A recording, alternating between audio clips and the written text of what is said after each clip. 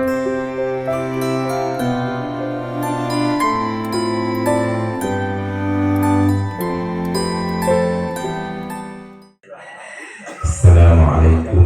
warahmatullahi wabarakatuh. Alhamdulillahi rabbil alamin. Wassalatu wassalamu ala sayyidina wa habibina wa syafi'ina wa maulana Muhammad al-Fatihi al-Khatimi al-Nasiri al-Hadi ila siratikal mustaqim wa ala alihi haqqa qadrihi wa miqdarihi al-azim. Para alim ulama, para asatid, seluruh guru kita dan seluruh sesepuh, hadirin dan hadirat yang insyaallah mudah-mudahan dimuliakan oleh Allah Subhanahu wa ta'ala. Alhamdulillah kita masih bisa berkumpul seperti ini setelah 3 bulan atau 4 bulan ya kita nggak pernah kumpul. 3 bulan ya. Iya, ini yang pertama, yang kedua ya. Yang kedua. Alhamdulillah setelah hampir 4 bulan kita dikumpul di rumah ya. Diumpanin nggak? Diumpanin ya. Alhamdulillah kita melakukan namanya al-hijr sihri, karantina, isolasi. Ini memang sudah diajarkan dalam syariat Islam bahwa dalam kondisi datangnya wabah yang menular itu dianjurkan untuk kita sebagai sunnatullah adalah melakukan isolasi atau karantina yang bahasa Arabnya al-hijr sihri.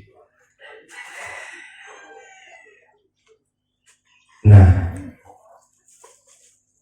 ini bentuk namanya ikhtiar. Sekarang kita memasuki istilah new normal. Memang ini udah normal apa enggak ya? Jadi subhanallah, kita ini benar-benar berbalik. Akhir-akhir ini kan kalau kita sholat jamaah, imam kan biasanya selalu memerintahkan kita untuk rapatkan istau, kan gitu ya, istau sufufakum,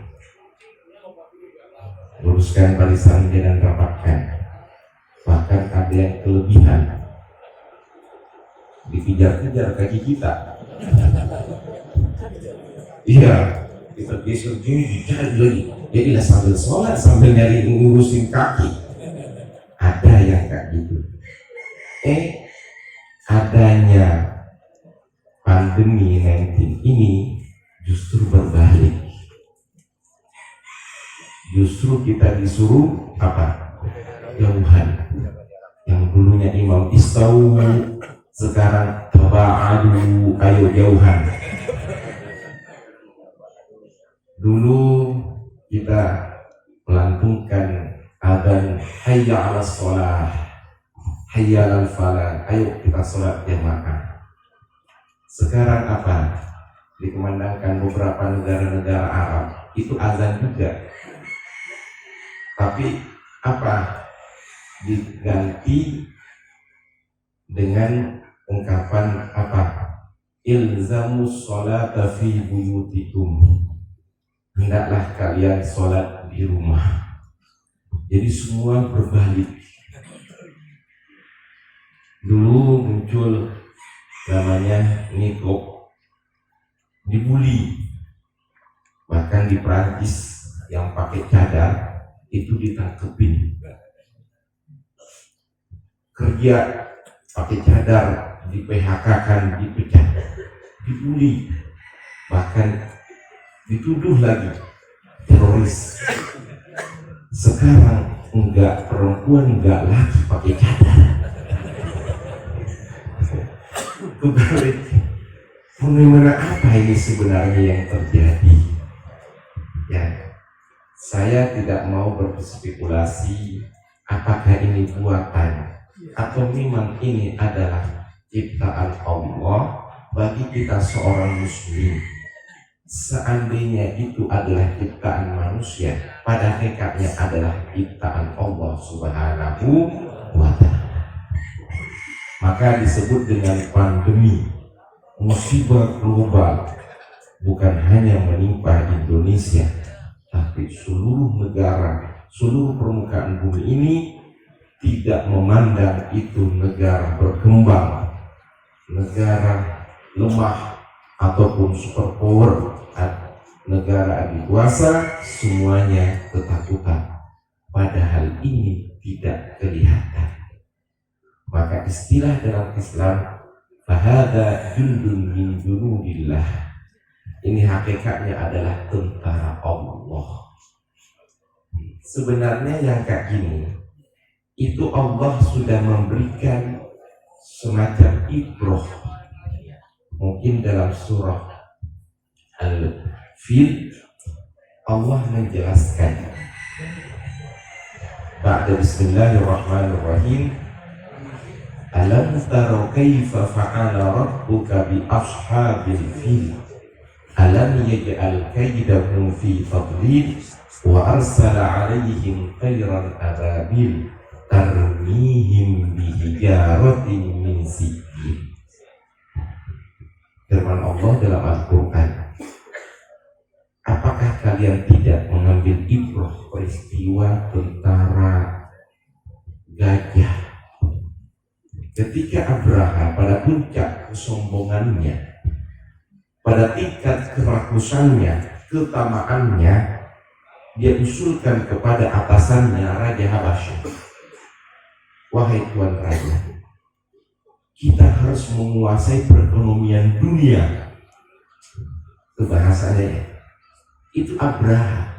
Ini 15 abad yang lalu.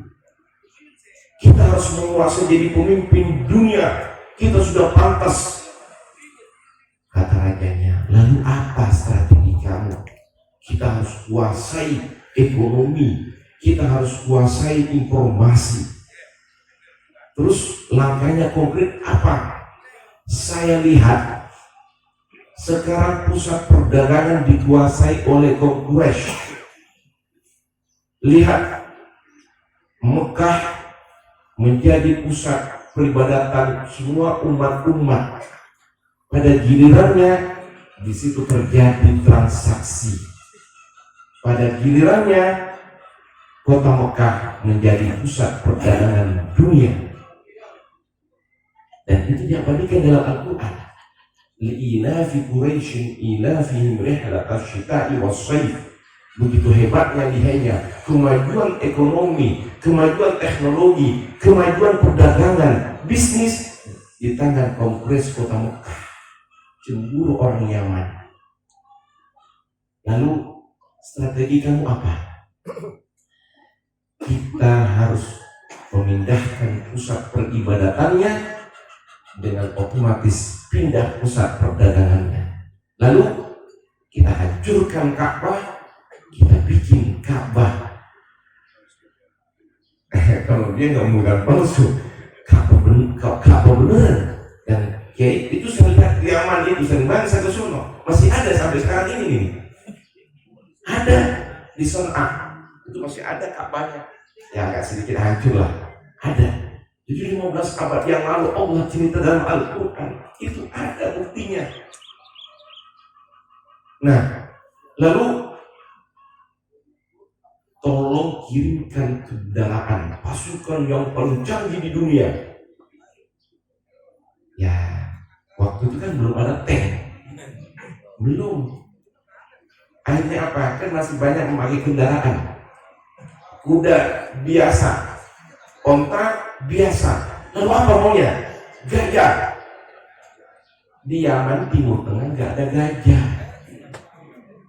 nggak ada harimau, nggak ada beruang, nggak ada. Akhirnya apa?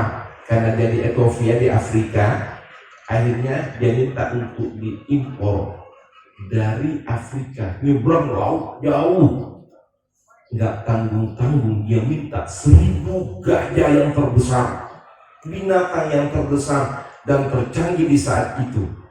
Coba lihat kesombongan Abraha. Padahal ukuran Ka'bah seberapa sih ya? Rasanya 1, 2 lah, 2, 3 gajah cukup.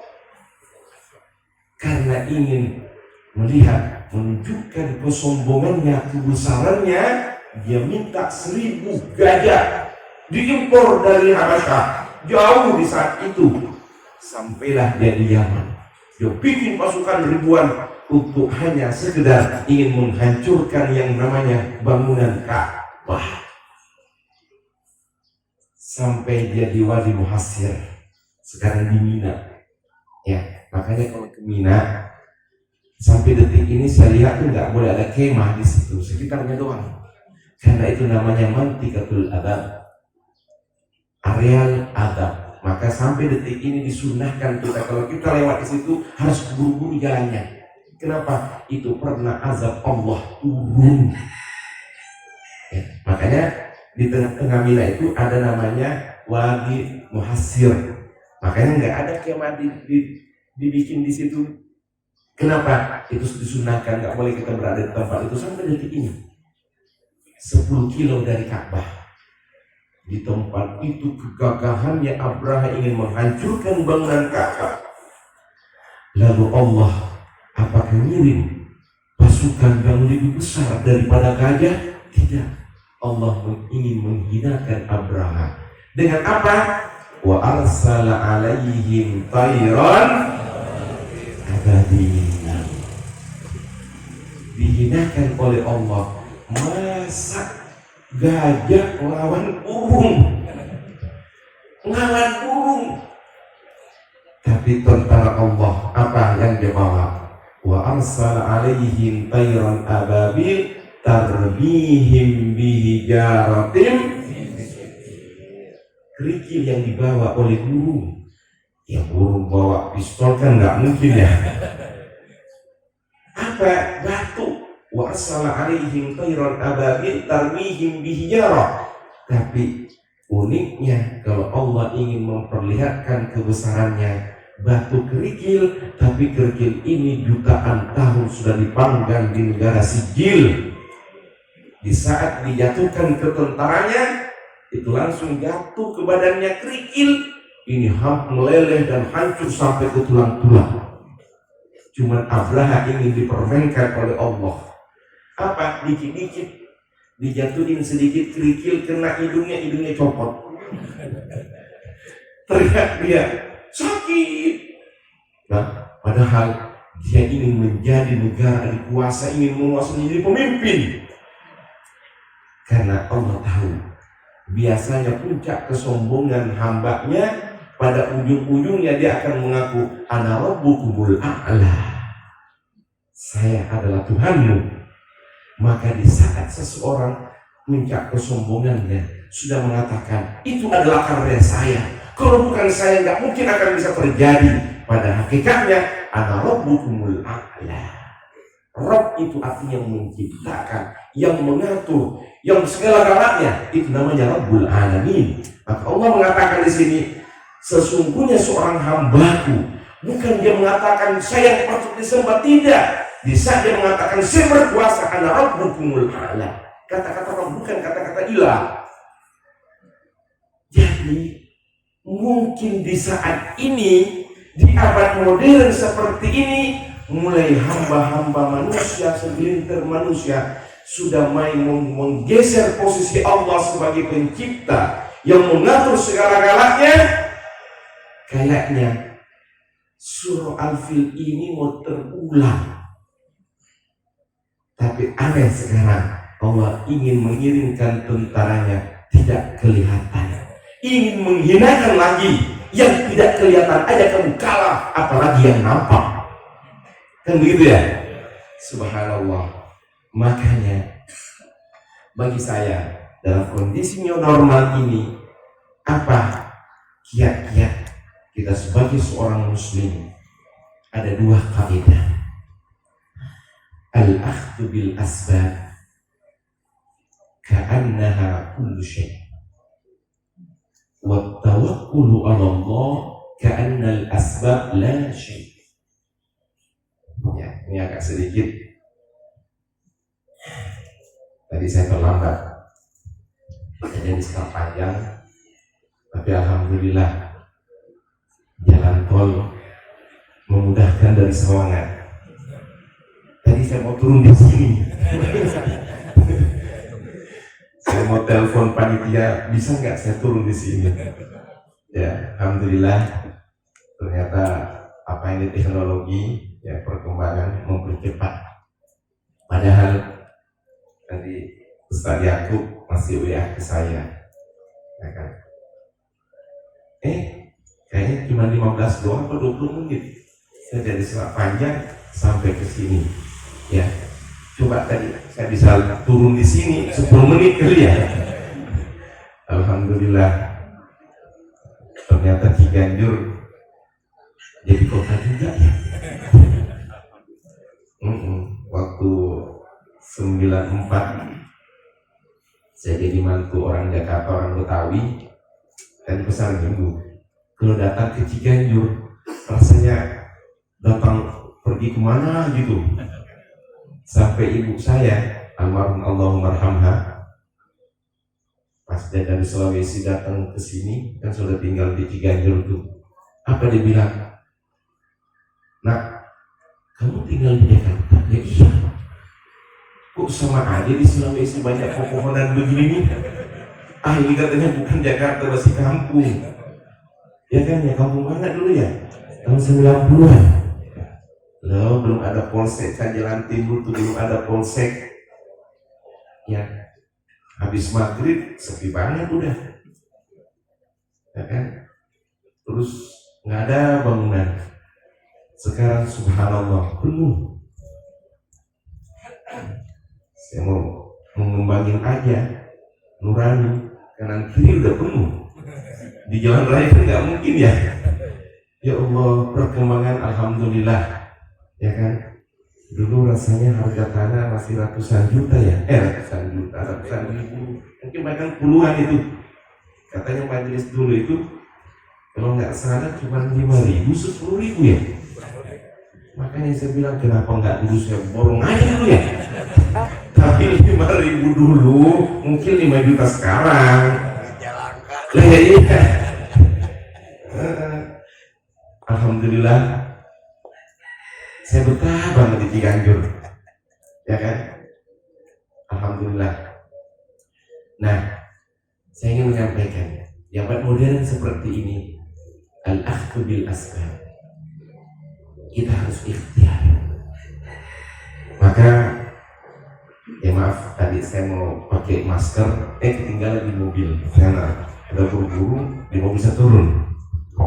Pakai masker itu mimbabil asbab. Al-akhdhu bil asbab itu ikhtiar, ya itu namanya protokol kesehatan. Ada jarak, tapi kayaknya yang majlis ini bandel-bandel nih ya. Sehat. Saya di mana itu ya? Saya sholat suatu saat saya ke Bogor sono, mau masuk masjid ditulis, yang pendatang bukan penduduk tidak boleh sholat di masjid. Saya bilang, oh dia satu kali ini. Ya, tapi saya pikir-pikir, oh iya ya. Kalau di masyarakat situ kan udah isolasi kan ya, isolasi. Kalau kita kan nggak tahu perjalanan dan sebagainya. Maka, oh itu berbentuk, saya bilang, udah nggak usah saya sholat. Kan dilarang namanya kan ya. Ya udah nggak usah. Aku bilang, ini sepanjang, ternyata begitu semua masjid. Iya. Nah saya bilang, udah al-akhdhu bil asbab. Maka kalau ada pengurus masjid, ada aturan seperti itu namanya mimbabil akhdhu bil asbab. Dia berusaha ikhtiar. Dalam hal ini bagaimana kita menyikapi? Syariat Islam mengajarkan ka'annaha kulla syai'. Di saat kita ikhtiar, kita yakini di saat itu bahwa salah satunya yang bisa mencegah tersebarnya virus corona ini adalah dengan cara mematuhi protokol kesehatan. Itu namanya al-akhdhu bil asbab ka'annaha kullu syai'. Terus tadi masuk ada apa tadi situ? Iya. Sanitizer. Ya kan, sabun dah apa kayak namanya ini. Nah, karena kita disemprot. Cuman ada yang tadi saya nggak ditembak tadi ya. Ini ditembak atau enggak? Wah, ini juga kan ini. Ya. Nah, itu mimbahul ikhtiar. Ditembak 3,6. 3, ini masih bisa. 3,8 langsung ditangkap itu. Ya kan? Berapa 38 ya? 3,8. 38 nggak boleh. Berarti udah tinggi. Itu al-akhdhu bil asbab ka'annaha kullu syai'. Seolah-olah tidak ada jalan untuk kita ini, kita ikhtiar bahwa satu-satunya ini caranya. Tapi itu koma. Kita dibekali oleh agama at-tawakkulu 'ala Allah ka'annal asbab la syai'. Tapi pada gilirannya setelah kita ikhtiar lalu kita wakilkan Allah dalam urusan ini. Kata-kata taukil itu namanya mewakilkan. Ya, Ustaz Samsudin, saya minta ke beliau untuk mengambil uang saya 1 miliar Pak. Ini kasih contoh dikit-dikit jangan. Ini kan cuma contoh 1 miliar. Lalu dia datanglah ke Ustadz Kamal. Ustadz Kamal dia bilang, kamu dari mana? Ustadz Samsudin dia bilang, saya diutus oleh Ilyas untuk ngambil 1 miliar. Saya mewakili beliau. Loh, mana buktinya? Ada surat kuasa, ya kan? Maka baru disaksikan. Jadi Ustadz Samsudin melakukan sesuatu transaksi dengan Ustadz Kamal mewakili Ilyas karena sudah memberikan surat kuasa. Itu namanya taukil dalam bahasa Arab. Berarti urusan kita ini kita sudah mewakilkan kepada Allah, sudah serahkan kepada Allah. Kalau sudah menyerahkan masih ngatur, itu namanya bukan menyerahkan. Ini kan kadang-kadang begitu kan? Udah nyerahin, hasilnya beda, diprotes Allah. Itu namanya enggak tawakal. Yang namanya tawakal, at-tawakkul 'ala Allah ka'annal asbab la syai'. Masker, sanitizer, physical distancing itu enggak ada artinya kalau Allah tidak menginginkan. Karena kita sudah serahkan kepada Allah Subhanahu. Bedanya umat Islam dengan umat yang lain itu begitu. Kita udah ikhtiar. Makanya tadi semalam sampai jam 1 kan saya kontrol anak-anak. Karena hari ini santri baru masuk. Habis minta izin nggak dikasih. Saya minta masker nggak dikasih, ini nggak dikasih. Udahlah. Saya bilang kita ikhtiar. Kita melakukan protokol kesehatan bersih semuanya. Lalu habis itu, yuk kita baca surah Kahfi, baca surah-surah, baca selawat. Kita tawassul kepada Allah, kepada baginda Nabi, memohon kepada Allah. Semuanya saya serahkan kepada Allah. Apapun kejadiannya, itu berarti yang terbaik bagi kita. Ka'annal asbab la syai'. Protokol kesehatan itu di mata Allah tidak ada artinya. Yang ada adalah ketentuan Allah Subhanahu wa ta'ala. Ketika Nabi Nuh alaihissalam, 2 menit. Ketika Nabi Nuh alaihissalam, ketika dia diberikan tahukan oleh Allah akan terjadi taufan, mau ditenggelamkan, mau dikeramkan dunia ini. Lalu Nabi Nuh alaihissalam diperintahkan untuk bikin perahu. Al-akhdhu bil asbab. Ini Nabi. Allah pasti menolong kan? Pasti nyelamatin kan? Nggak mungkin. Allah udah tahu saya mau menyelamatkan engkau dan menyelamatkan umat-umat yang taat kepadamu. Tapi bikin perahu. Lalu Nabi Nuh bikin perahu. Diketawain tuh sama ini. Aduh, Nabi Nuh tuh lihat tuh.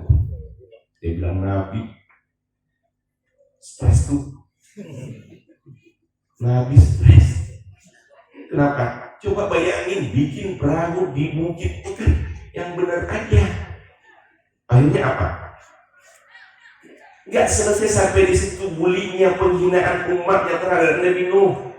Setelah jadi ini perahu, semua pimpinan kepala suku merintahkan kepada masyarakat, yuk kalau mau di perahu Nabi Nuh. Akhirnya apa? Semuanya di perahu Nabi Nuh. Sampai maaf, ya kayak sepiteng kan. Kalau satu kampung kan jadi penuh dari itu. Kan nggak disedot, penuh. Nabi Nuh sabar. Ya udah nggak apa-apa. Yang penting saya udah ikhtiar.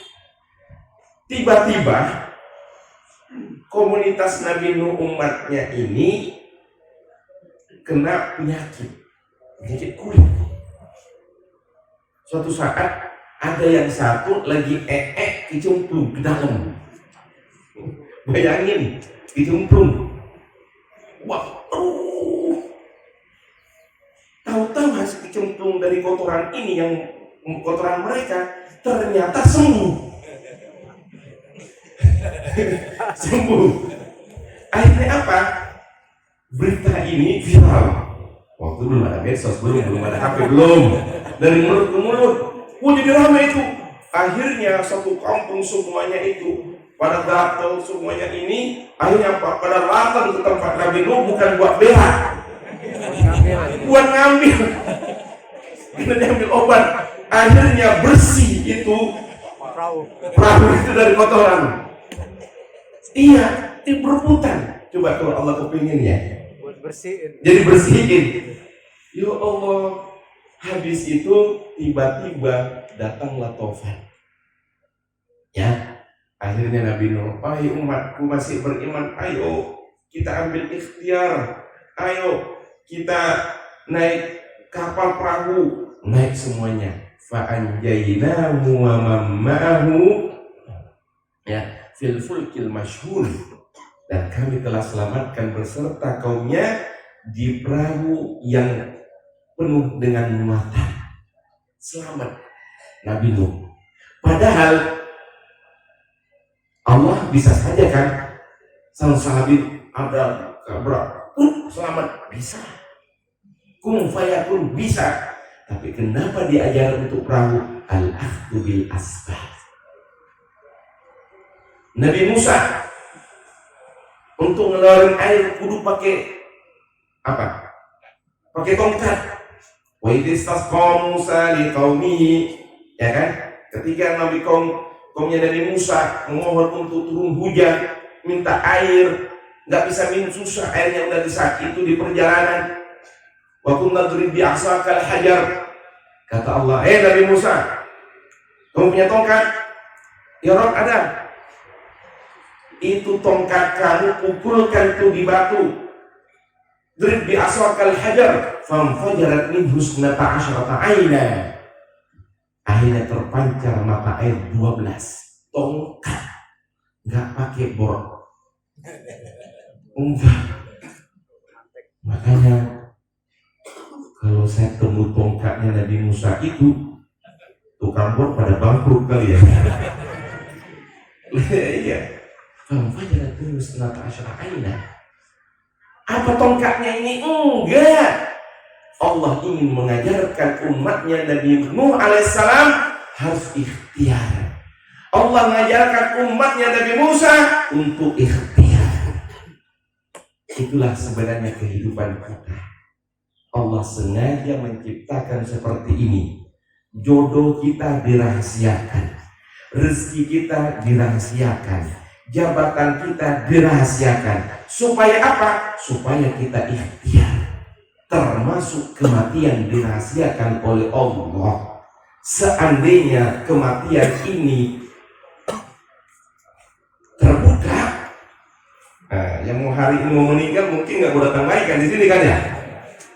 Subhanallah, banyak saudara-saudara kita yang meninggal dunia. Ada yang habis pengajian mati, ya meninggal. Ada yang lagi di masjid meninggal.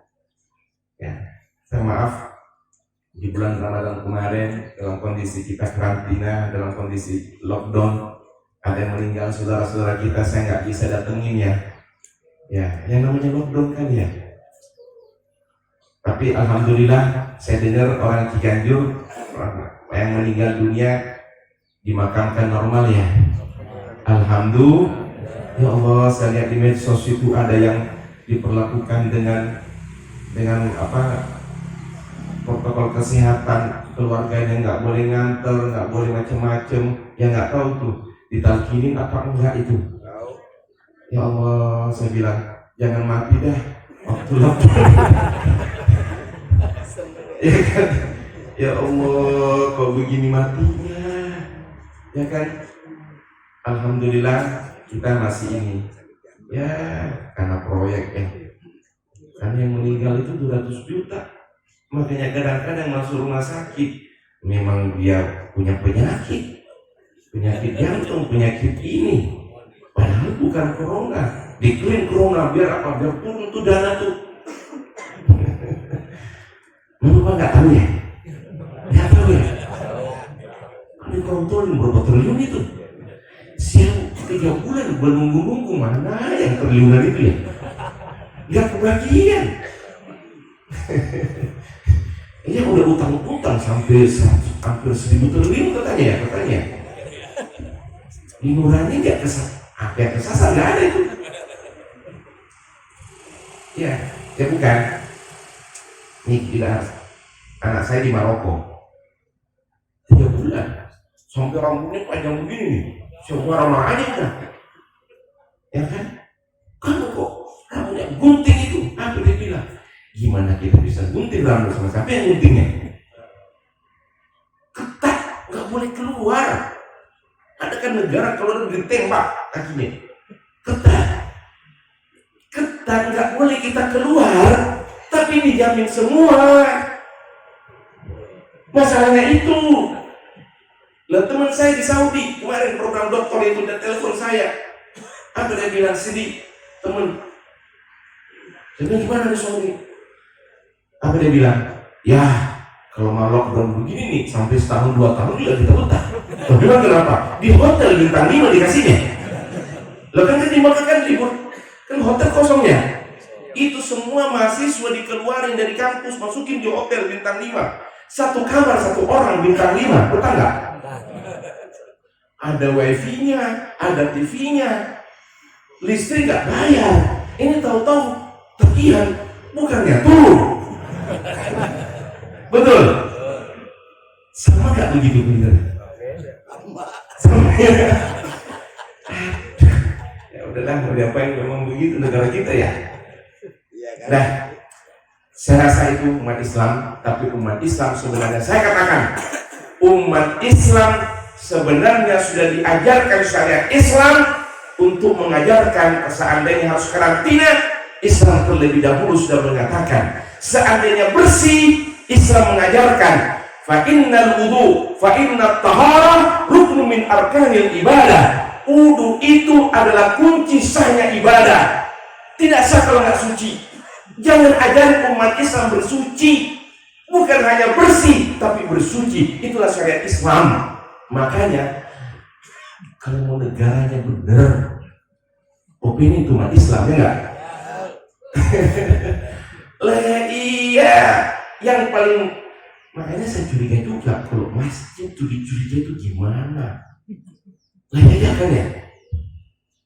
Ya udah dah, mana-mana nanti ngomong ya. Mungkin ini sama curhat lama udah. Mau curhat aja. Udah biarin dan sebarin masa bodoh lah. Nah, saya rasa itu aja. Saya ingin sampaikan, kita harus ikhtiar, kita harus taat. Oke, pemerintah kita taat, tapi setelah itu kita harus tawakal kepada Allah Subhanahu wa Ta'ala. Yakini bahwa virus ini adalah buat jundun min junudillah. Kita harus bertawakal kepada Allah, berdoa kepada Allah, jinakkan penyakit ini dengan cara apa? Yang menciptakan virus tersebut adalah Allah. Wallahul muwaffiq ila aqwamit thoriq. Assalamualaikum warahmatullahi wabarakatuh. Waalaikumsalam